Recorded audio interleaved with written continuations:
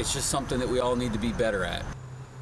Well, that's the word tonight from anti-violence advocates now, and also police after a 3-year-old was reportedly able to get a hold of a gun and then shot himself. That toddler died from their injuries, and Queen City News went back out to the scene of where it happened today. People are still distraught over what happened, and this comes as there are renewed calls for people to lock their guns away from a child's reach.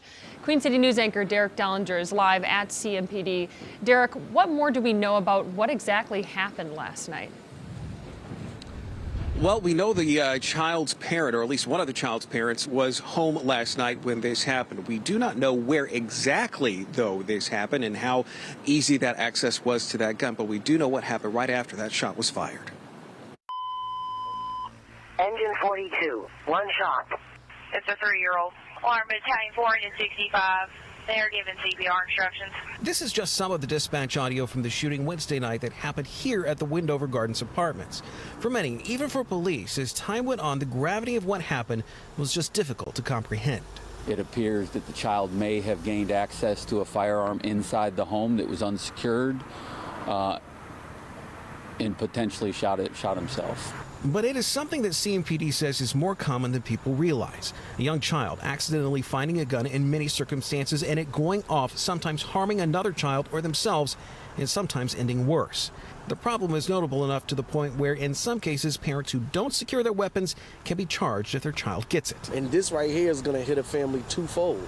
And not only does that parent have to deal with the loss of a child, but now there are legal processes that they have to face because of this. So it's trauma on top of trauma. Greg Jackson is with Heal Charlotte, an organization centered around stopping violence.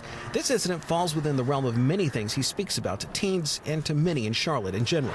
If you're going to have a gun, this is where you should keep it. This is how you should keep it. These are the rules and the guidelines to having a gun. We have to be smart. When we went back by the apartment complex Thursday, neighbors told us off camera about how much activity was there.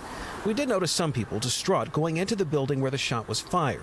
Police emphasize something like this should never happen, and it is preventable. You have to keep them secured and locked and out of the access or reach of any kind of minor, because unfortunately, as crafty as young children can be, wherever you think you may have hidden that weapon, if it's loaded and it doesn't have a lock on it that the child can't defeat, then potentially they could gain access to it.